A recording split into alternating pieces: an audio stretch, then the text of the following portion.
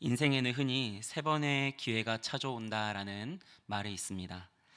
이건 정말 기회가 단 세 번만 온다라는 말이기보다는 마치 삼세판으로 승부를 하듯이 몰라서 그리고 준비가 안 돼서 놓쳤던 그런 한두 번의 시간들을 회고하며 세 번째 결정적인 기회가 올 때 그것만큼은 잡음으로 내 삶에 어떤 의미 있는 변화를 일으키라라는 말로 우리가 또 이해할 수 있습니다. 오늘 성경에서는 자기의 삶에 주어진 결정적 기회를 잡은 한 사람의 이야기를 담고 있습니다. 바로 베드로의 이야기입니다.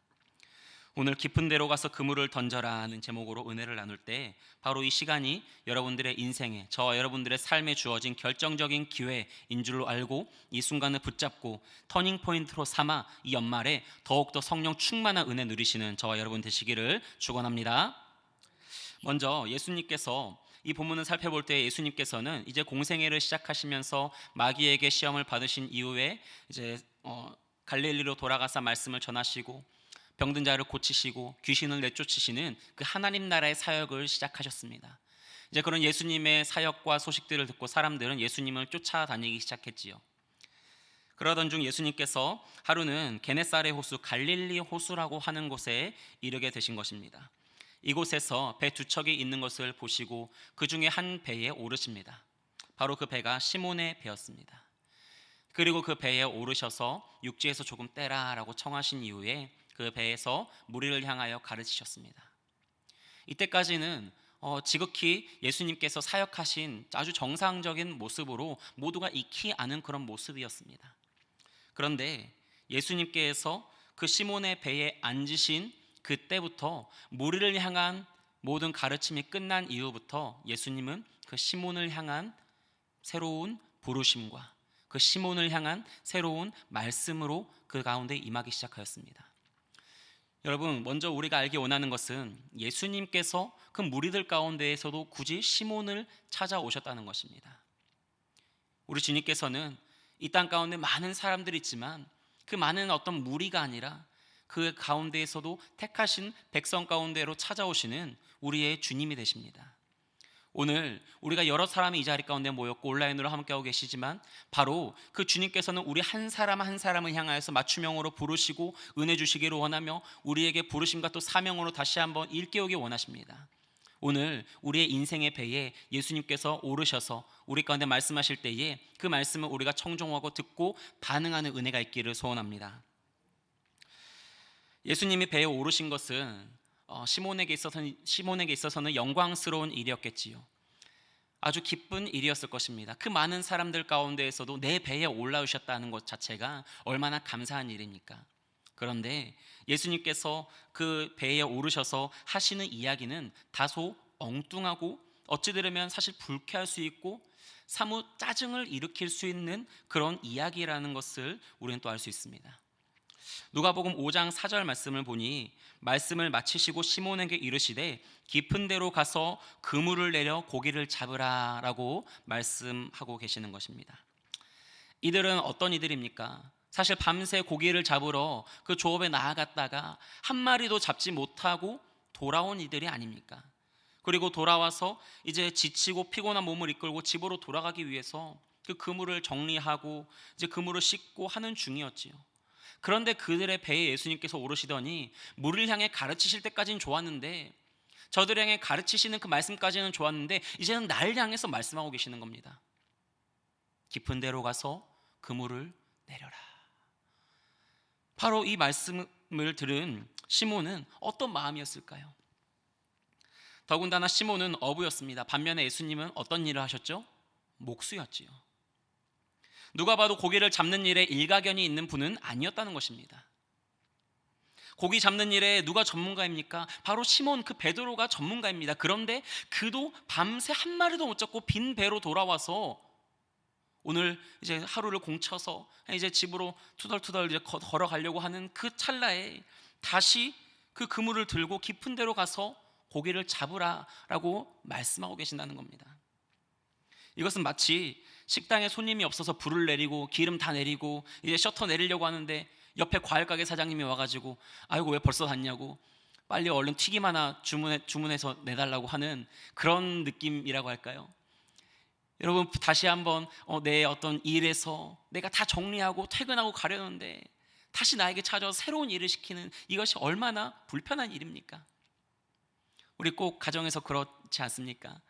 자녀들이 다 밥을 먹고 왔는데 늦게서야 남편분이 퇴근하고 와서 저녁 못 먹었으니까 빨리 밥상 따뜻한 밥, 고기 반찬 내놓으라고 하면은 여러분 어떤 기분이십니까?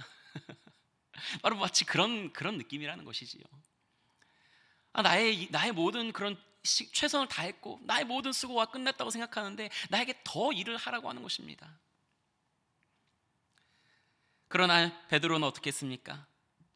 누가복음 5장 5절 말씀에 시몬이 대답하여 이르되 선생님, 우리들이 밤이 새도록 수고하였으되 잡은 것이 없지만은 말씀에 의지하여 내가 그물을 내리리라 하고, 내가 비록 지금까지 밤새 수고한 게 있고 너무 피곤하고 힘들지만 그래도 주님이 말씀하시니까 내가 마지 못해서나마 그 말씀에 의지해서 그물을 내려보겠다라는 것입니다. 여러분, 혹시 그런데 이 베드로의 말이 어떤 뉘앙스로 들리십니까? 기꺼이 굉장한 믿음으로 기꺼이 그물을 내리는 그런 모습으로 상상이 되십니까? 아니면은 지치고 마지 못해서 그래도 주님 말씀하시니까 한번 그물을 내려봐야지라는 그 순종하는, 마지 못한 순종이나마 그것으로 그물을 내리려고 하는 그런 순종의 고백으로 들려주십니까? 저에게는 다소 피곤해 보이지만 그 예수님이 말씀하셨기 때문에 내 상황이 어찌됐건 내 상태가 어찌됐건 내 감정이 어떠하건 그래도 그 주님의 말씀에 순종해서 그래 한번 해보자 라는 그 마음을 가지고 한 번 더 시도하는 그런 베드로의 모습으로 보여지는 것 같습니다. 다소 피곤해 보이지만 바로 이때가 베드로의 삶을 변화시키는 일생일대의 기회를 잡은 순간이라는 것은 저와 여러분이 알 수 있는 것이지요. 하나님의 기회는 언제 옵니까? 빈 배로, 빈 그물로 그 수고하고 지친 가운데 나의 모든 것이 끝났다는 그때에, 이제는 안 될 것 같은 그 순간에 그래도 주님의 말씀에 의지해서 그래도 한 번 더 해보자라는 그 마음을 먹는 그때에 하나님의 역사가 시작되는 것입니다. 여러분, 우리가 이 말씀에서 첫 번째로 기억하기 원하는 것은 마지못한 순종이라도 해보자라는 그 마음을 가질 때 하나님의 역사가 일어난다는 것입니다. 우리가 하나님의 말씀을 듣고 우리가 주님의 교회를 섬기고 세상 가운데 그리스도인으로 살아가면서 기꺼이 주님 앞에 순종할 수 있는 순간들이 많을까요? 아니면은 마지못해 그래도 내가 주님 말씀 따라 한 번 더 해봐야지 라고 순종해야 되는 그런 때가 더 많을까요? 마지못해나마 주님 앞에 순종하려고 순종해야 되는 그런 때가 더 잦지 않습니까? 더 많지 않습니까? 그러나 마지못한 순종이라도 한번 그래도 해보자라는 그 마지막 그 희망을 놓지 않는 그 마음, 그 적극적인 한 번 더 시도해보는 그 마음, 그 믿음, 바로 거기서부터 하나님께서는 역사를 시작하신다는 것입니다. 갈라디아서 6장 9절 말씀이 이렇게 말합니다. 우리가 선을 행하되 낙심하지 말지니 포기하지 아니하면 때가 이름에 거두리라. 아멘. 우리는 하나님이 우리 삶에 대해서, 이 인생 가운데에서, 또 하나님의 교회의 일들 가운데에서 얼마나 선하신 일로 우리를 이끌어 가시는지 우리 너무나 잘 알고 있습니다. 그러나 여러분, 그 하나님의 선하심이 여러분의 삶에 깊이 체감이 되십니까? 그 하나님의 말씀에 따라 순종하는 것이 정말 기꺼이 나를 드릴 수 있는 기쁨이 되십니까? 그럴 수도 있지만 아닐 때도 있다는 것이지요. 그러나 내가 아닐 때에도 내 마음이 도저히 움직이지 않는 것 같고, 도저히 기도가 되지 않는 것 같고, 도저히 그 말씀 따라 내가 살 수 있는 힘이 없어 보이고, 한 번 더라는 이것이 나에게 어떠한 너무 폭력적으로 들릴 수도 있고, 나를 어찌 이렇게 끝까지 내미시는가, 내모시는가, 나 어쩜 이렇게 절벽 끝까지 내모시는가라는 그런 말씀으로 들릴 수도 있습니다. 그러나 독수리가 그 새끼를 절벽에서 밀 때에 그 새끼가 비로소 날개를 펼 수 있듯이 주님께서 우리를 그 절벽 끝까지 내모시고 내가 수고하고 지치고 더 이상 못하겠는 그때까지도 나를 내모시는 가운데에서, 그때에도 그럼에도 불구하고 내 뜻대로 마옵시고 아버지의 뜻대로 하옵소서라는 그 믿음 안에서 그 주님이 향한 믿음의 순종의 걸음을 내디딜 때에 하나님께서 역사하신다는 것입니다. 사실 우리는 살아가는 삶 속에서 어떠한 선택이 내게 기회가 될지 모릅니다. 나의 수고한 이것들이 내가 기대한 그대로 결과물로 내게 오지 않는 것들을 더 많이 경험합니다. 그러나 내게 주어진 매 순간에 하나님께 묻고 그 하나님의 말씀에 순종함으로 그물을 던지는 것, 바로 그것이 주님께서 우리에게 원하시는 것입니다. 주님은 우리에게 물고기를 잡으라 하실 때에 얼마나 좋은 물고기를 잡느냐, 얼마나 많은 물고기를 잡느냐, 얼마나 잘 잡느냐라는 것을 요구하지 않으셨습니다. 믿음으로 그물을 던지라는 것입니다. 믿음으로 그물을 던질 때에 그 깊은 물에 그 그물을 던질 때 그때에 하나님의 역사가 시작되기 때문입니다. 우리가 믿음으로 순종으로 한 걸음 내딛지 않으면은 아무런 일도 일어나지 않습니다. 그러나 내가 지치고 피곤하고 더 이상 어떻게 해야 될지 모르겠는 그때에도 그 믿음으로 순종으로 주의 말씀에 의지하여 그물을 내릴 때에 그때에 하나님의 역사가 시작되는 줄 믿으시기 바랍니다. 그런데 또 한 가지 중요한 것은 이제 이 그물을 그러면 어디에 던지냐는 것이겠지요. 예수님은 깊은 데로 가서 그물을 내려 고기를 잡으라라고 하십니다. 여러분, 그물은 어디에 던져야 될까요? 혹시 그물로 낚시를 해보신 적 있으십니까? 아니면은 여러분들 잘 그물 아시죠? 어부들이 쓰는 그물 하면은 이제 그물의 위에 둥둥 뜨는 어떤 것들을 달아놓고 이제 밑에는 줄을 달아서 그물의 아래로 축 펴져서 그 해면에 해저 그 바닥까지 그물이 닿아야 됩니다. 그래야지 물고기들이 다른 데로 도망가지 않고 그 그물에 갇혀서 잡히게 되는 것이지요. 그물을 어디에 던져야 될까요? 그러면은 깊은 곳이 아니라 얕은 곳이 아니라 딱 그물에 맞는 그 높이에 던져야 되는 것입니다. 그런데 예수님께서는 오늘 베드로한테 그물을 어디에 던지라고 하십니까? 깊은 곳에 던지라고 하십니다. 깊은 곳에 던지면은 어떻게 될까요? 이 그물의 위에 있는 그 부표 같은 것이 부력이 강하면은 이것이 다 가라앉지 않아서 밑에가 둥둥 떠 있겠지요. 물고기들이 도망갈 수 있는 그 길이 생기는 것입니다. 잡을 수 없는 것입니다. 그물의 그 깊이보다 그물의 그 높이보다 그 바다의 깊이가 더 깊어버리면은 아무것도 잡을 수 없는 것입니다. 어부인 베드로는 이것도 잘 알았을 것입니다. 그런데 예수님께서 깊은 데 던지라고 하십니다. 아니, 예수님이 고기 잡는 것에 대한 지식이 없어도 그렇지 이렇게 터무니없는 요구를 하시는 이유가 무엇일까요? 바로 이것은 너의 그물, 그물의 기능, 그 너의 익숙한 방식과 너의 능력과 너의 경험이 닿지 않는 너의 깊이가 아니라 그 하나님의 깊이로 나아가라는 것입니다. 내 그물만큼 안에서 우리는 나의 능력치 안에서 내가 할 수 있는 일들, 내가 하고 싶은 일들, 내가 감당할 수 있겠다 하는 자신 있는 일들이 있습니다. 그러나 주님께서 원하시는 것은 너의 그 능력치, 그 그물의 높이와 깊이만큼이 아니라 하나님께서 요구하시는 그 믿음의 깊이의 수준만큼 나아가라는 것입니다. 나의 깊이가 아니라 주님의 깊이로 나아가는 것을 주님께서는 기뻐하는 것입니다. 내게 익숙한 어떤 환경, 상황, 내가 생각하기에 내 능력에 걸맞는 자리가 아닙니다. 주님이 명하시는 자리로 가야 하는 것입니다. 내 길이 아니라, 나의 깊이가 아니라, 나의 믿음의 수준이 아니라 나에게 믿음을 요구하시는 그 주님의 믿음의 주요 온전케 하시는 그 예수님의 안에 있는 그 주님의 깊이와 그 주님의 수준에 맞게 우리가 나아가야 되는 것입니다. 거룩도, 사랑도, 믿음도, 용서도, 사역도 모두가 그 주님의 깊이에 닿아야 되는 것이지요. 내 수준에 맞추면 아무런 일도 일어나지 않는 것입니다. 사랑하는 성도 여러분, 그러나 우리가 얼마나 많은 부분에 있어서 내 수준에 맞춰서 신앙생활을 하려고 합니까? 내가 조금 힘들면은, 내가 조금 지치면은 그저 나의 어떤 믿음이 작기 때문에 나는 아직 믿음이 약해 라는 이것으로, 그래도 우리 주님께서는 믿음이 작다고 멸시하지 않으실 거야 라는 그것으로 스스로 위안 삼아 계속해서 믿음의 그 초보에 거하고 머물러 있기를 기뻐하지 않으십니까? 그저 익숙한 나의 삶의 환경에서 익숙한 어떠한 그런 신앙의 형태와 모습 안에서 벗어나지 않고 그저 반복적이고 습관적으로 이루어지는 내게 익숙한 그 나의 능력 안에서 벗어나지 않는, 부담이 되지 않는 수준에서 우리가 예수님을 따르려고 하지 않냐는 것입니다. 저는 이런 자기의 익숙함과 나의 어떤 깊이 안에 하나님을 맞추려고 했던 사람을 생각할 때에 성경의 구약 성경의 요나 선지자가 생각나는 것 같습니다. 요나 선지자는 어떤 사람입니까? 니느웨 성읍에 주님께서 회개를 선포하라 할 때에 요나는 용납이 되지 않았습니다. 내 수준에, 내 눈높이에, 내 마음에 거리끼는 하나님의 말씀이었기 때문에 불순종하였던 것입니다. 불순종하는 가운데 니느웨에 그래도 말씀을 전해야지 하니까 그냥 슥 지나가면서 대충 그 선지자의 사명이 임했던 것입니다. 그러나 그런 요나이지만, 그런 내 마음에 내 깊이에 맞지 않았어도 그 하나님의 깊이 안에, 그 하나님이 우리에게 원하시는 그 자리로 순종으로 나아갈 때에 하나님은 그 요나의 슥 지나가는 그 가운데에서도 그 니느웨 성읍을 구원하시는 역사를 일으키신 것입니다.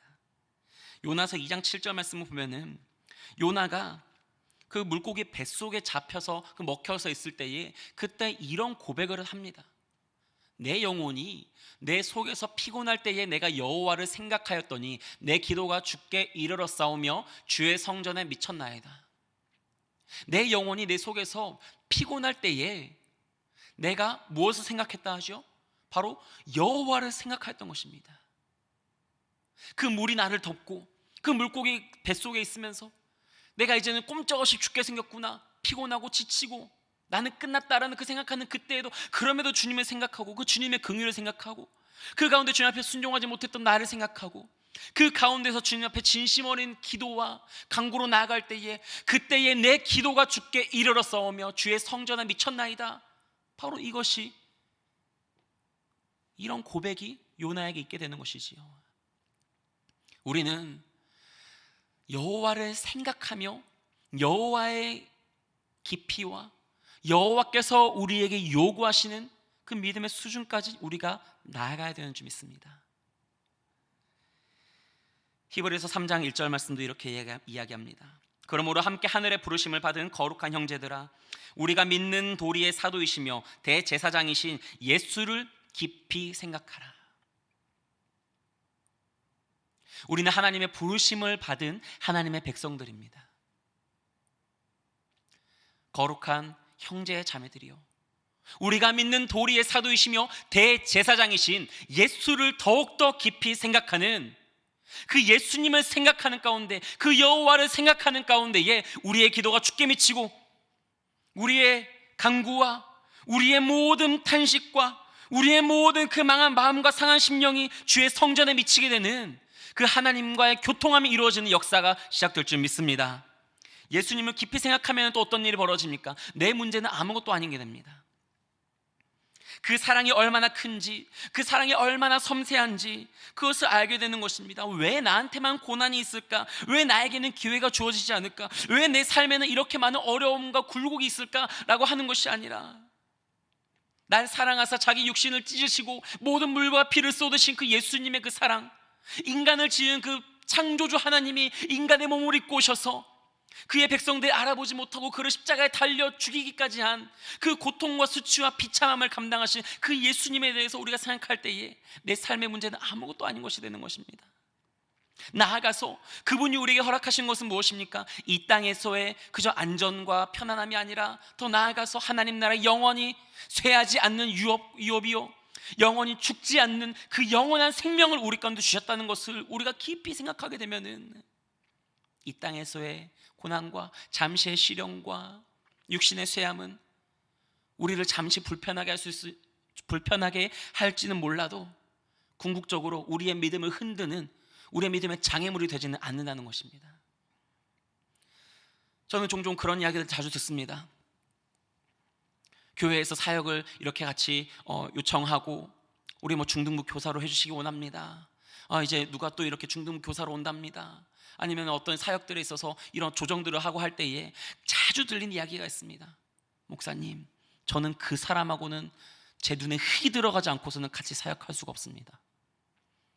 제가 그 사람하고 예전에 어떤 트러블이 있었는지, 어떤 문제가 있었는지 몰라서 이러세요.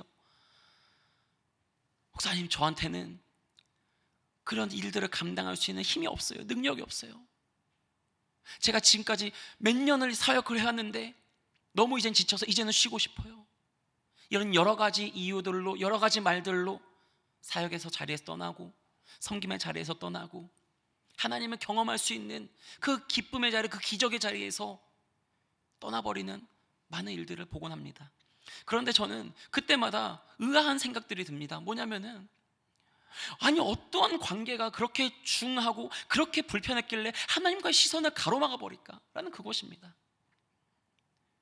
아니 몸이 지치고 피곤하고 내 영적으로 너무 이제 지쳐서 충전이 필요하면은, 그러면은 바로 그 자리에서 더욱 기도하고 더욱 말씀과 기도와 그 성령으로 충만하기를 구하면서 돌파하고 나아가야 되는 것인데, 이 자리를 떠나서 어디 가서 충전을 한단 말인가 라는 이런 의아한 생각들이 들고 납니다.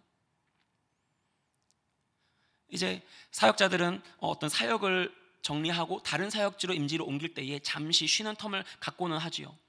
저도 이제 2019년도에 우리 교회에 이제 부임하기 전에 잠깐의 그런 사역들을 쉬는 시간을 좀 가졌습니다. 그런데 정말 그때 쉬어보니까요, 여러분 일요일 아침 10시에 어떤 TV 프로그램 하는지 아십니까? 그때만 해도 서프라이즈를 하더라고요.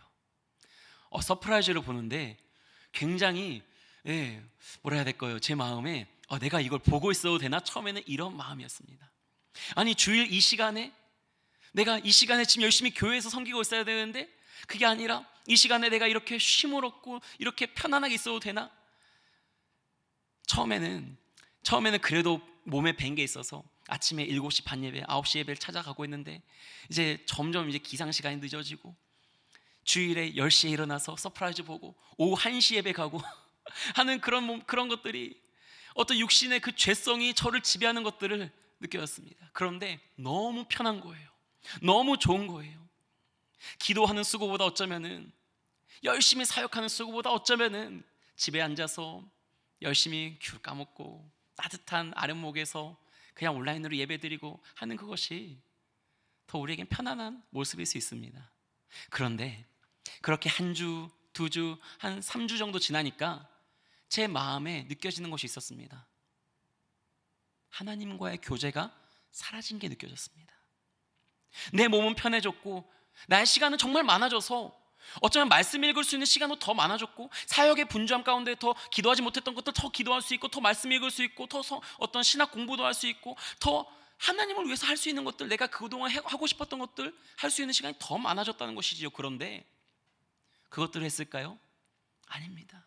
그 육신의 그 죄성에 따라서 편안함과 안일함과 그 게으름의 자리로 너무 빠르게 돌아가는 것입니다. 너무 빠르게 돌아가는 그것을 보고 몸을 쳐서 복종하라는 그 말씀이 괜히 하시는 말씀이 아니구나. 주님이 우리를 들들 볶아서 괴롭히기 위해서 우리를 계속 사역의 자리로 부르시고 기도의 자리를 부르시고 예배의 자리로 부르시고 섬김의 자리를 떠나지 않게 하시는 게 아니라 바로 우리를 살리기 위해서, 바로 우리가 더 깊이 교제하기 위해서 섬김과 사역과 예배와 많은 기도의 자리로 우리를 부르시는구나, 바로 이것을 알았다는 것이죠.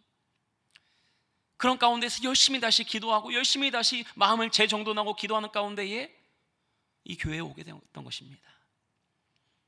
그래서 교회에 오는 게 너무 기뻤어요. 아침에 새벽에 이렇게 주일 새벽 예배를 하러 오는 그 시간에 나올 때 너무 찬송이 나오는 거예요. 새벽 기도가 그냥 부흥하듯이 그냥 막 기쁜 마음으로 섬기게 되는 것입니다.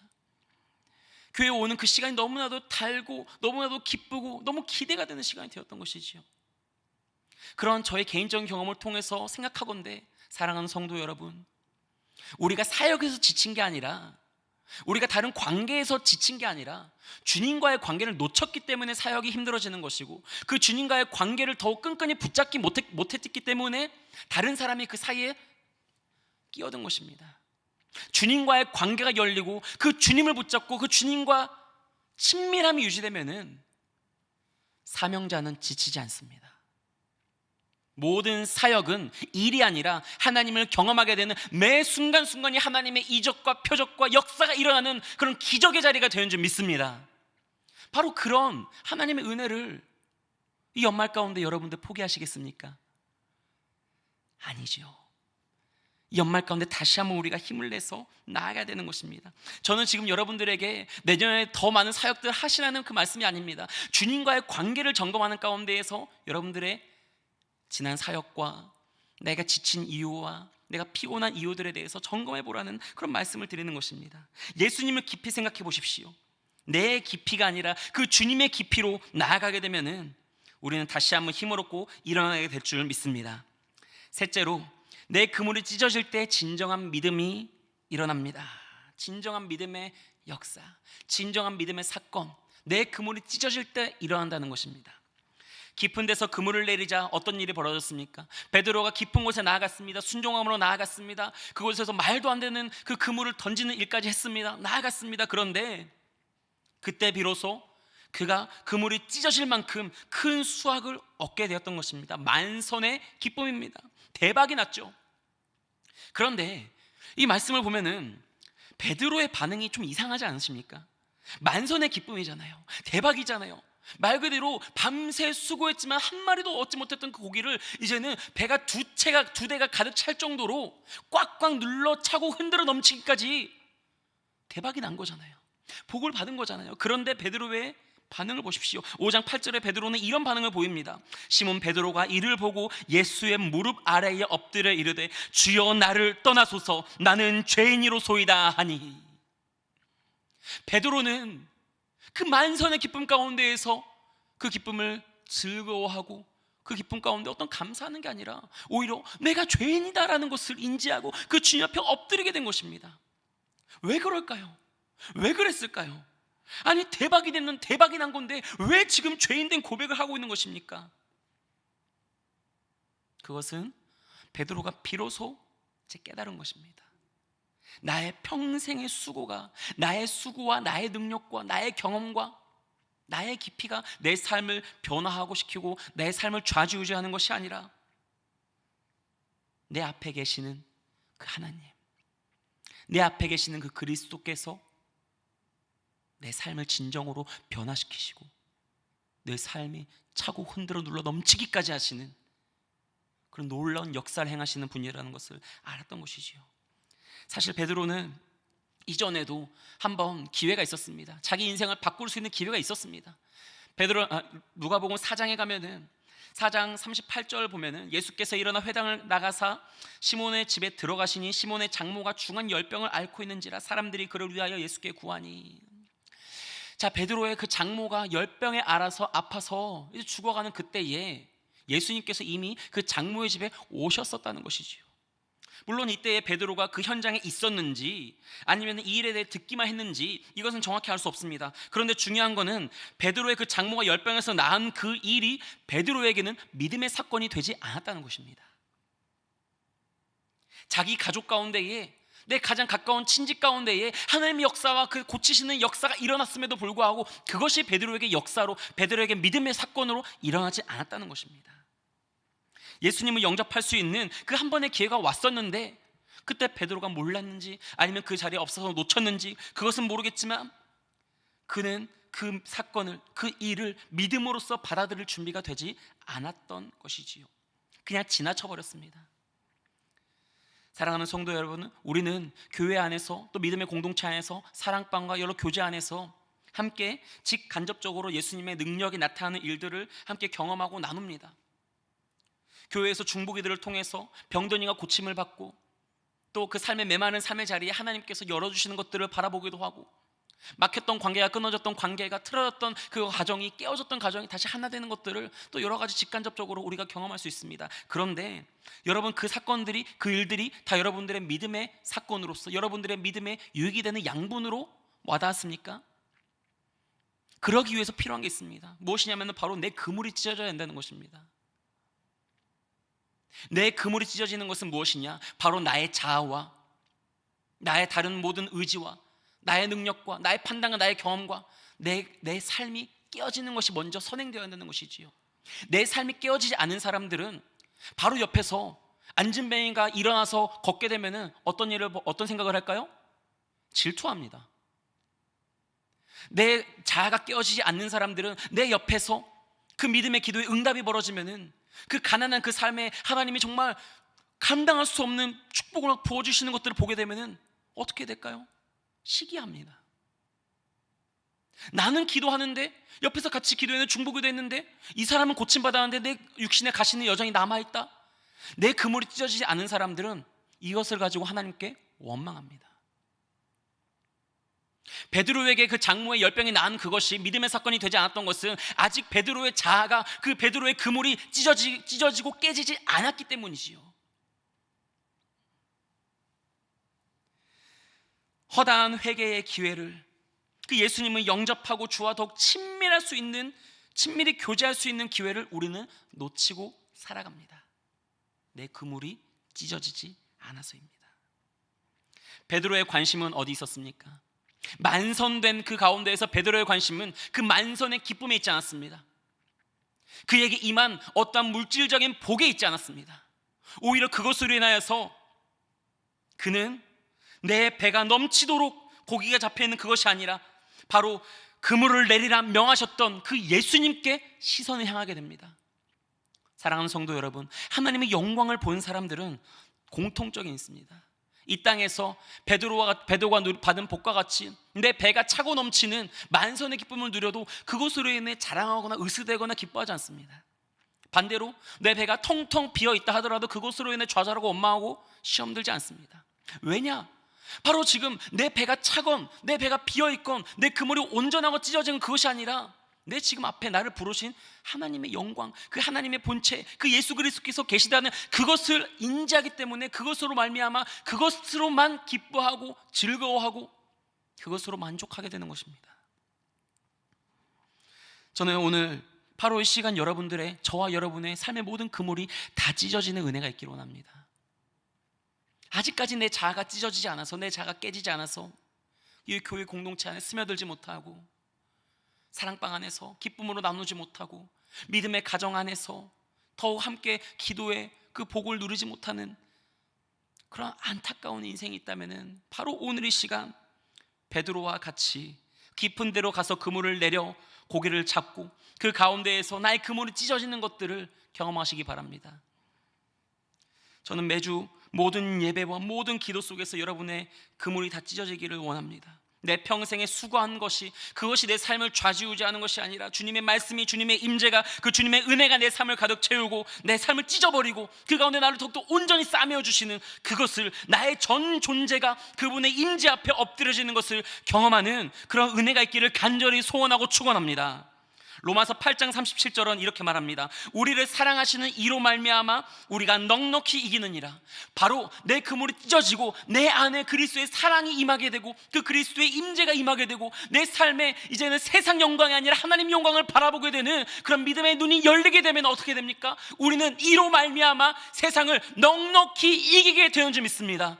넉넉히 이길 것입니다. 우리는 이 세상을 넉넉히 이기는 자입니다.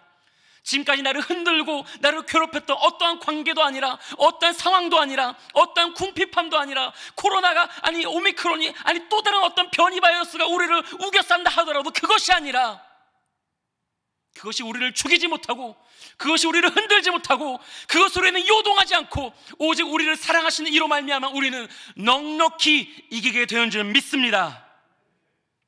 오늘 예수님은 삶에서 수고하고 지쳐있는 우리에게 말씀하십니다. 나의 사랑하는 자야, 나의 사랑하는 나의 아들아, 나의 사랑하는 나의 딸아, 나의 사랑하는 종아, 다시 한번 깊은 데로 나아가서 그물을 던지지 않으렴. 네가 그물을 지금 씻고 너의 시간이 다 끝났다고 생각하고 너는 이제 다 정리를 하고 지친 몸을 이끌고 돌아가려고 하지만 아니다, 바로 이때가 지금 믿음으로 네가 도전하고 믿음으로 나아가고 순종으로 한 번 더 돌파해야 되는 때이다라고 말씀하시는 것 같습니다. 오늘 우리에게 필요한 것은 내가 이때를 분별하는 것, 내가 이때 가운데 내가 뭘 할 수 있을까, 나의 능력을 재어보는 것이 아니라 오직 믿음이요, 오직 순종이요, 오직 주님의 영광을 구하는 것인 줄 믿습니다.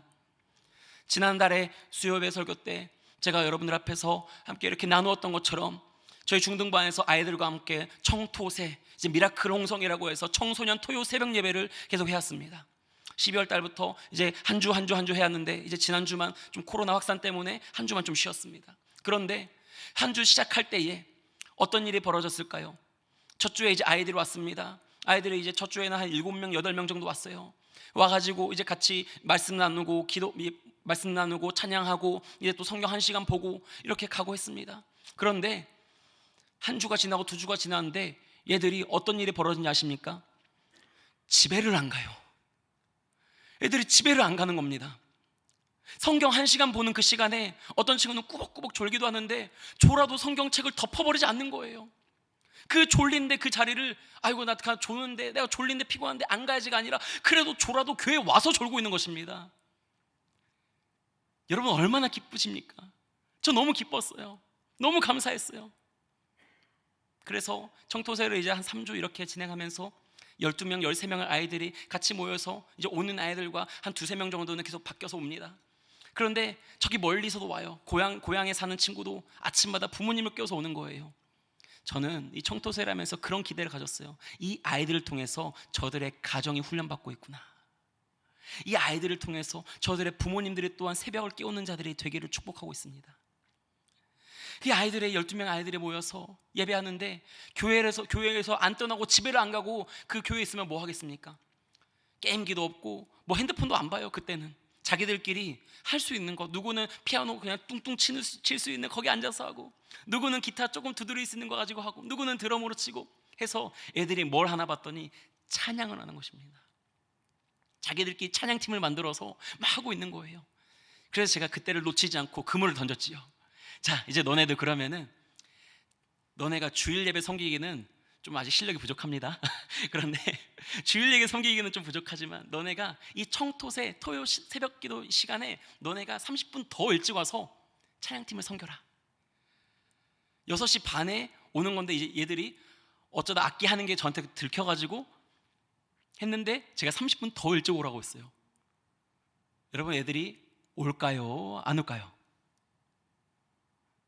너무 기꺼이 알겠어요 하더니 그 시간에 오는 거예요. 저보다 더 일찍 와서 키 받아가지고 중등부시 열고 자기들끼리 막 음향 기계 키고 악기 막 조율하고 하면서 찬양 연습을 하고 하는 겁니다.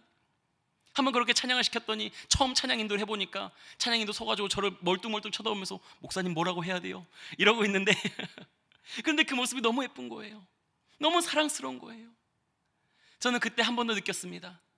아, 요즘 아이들이 어떻다가 아니라 요즘 아이들일수록 아니 때가 오건 안 오건 우리 아이들로 하여금 하나님을 더욱 사랑할 수 있도록, 더욱 하나님께 도전할 수 있도록, 그 믿음으로 나아갈 수 있도록, 더욱더 이 교회를 즐거워할 수 있도록, 더욱더 말씀을 가까이 할 수 있도록 더욱 인도하고 더욱 이들이 하나님을 만날 수 있도록 그 자리들을 마련해 줘야 되는 것이구나. 그것이 사역이구나.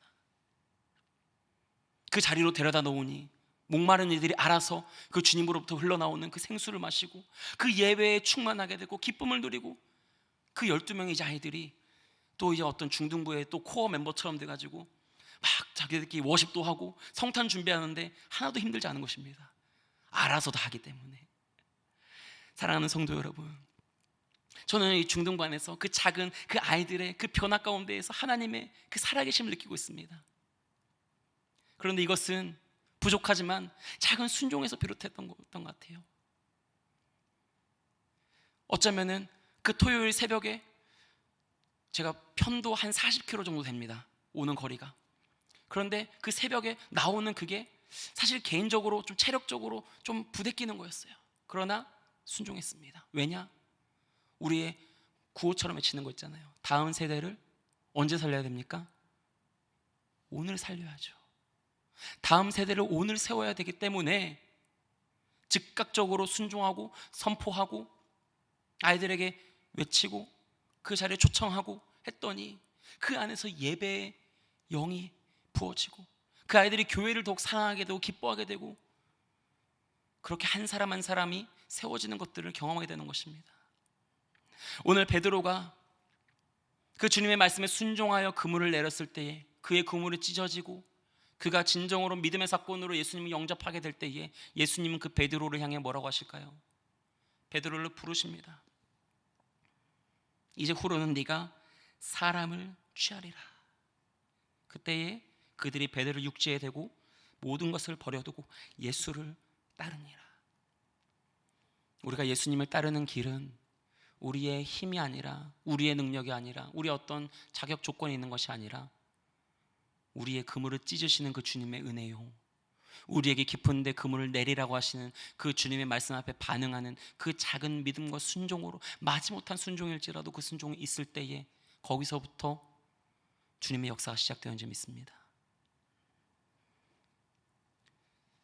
오늘 더욱더 깊은 데로 가서 그물을 내리라라고 말씀하시는 그 주님 앞에 피곤하고 지친 그 마음 다 주님 아십니다. 그러니 여러분 그 마음까지도, 그 지친 마음까지도 다 주님 앞에 올려드리십시오. 특히 우리 중등부를 비롯해서 많은 주일학교 교사를 섬기시는 분들, 주님을 주목하시기 바랍니다.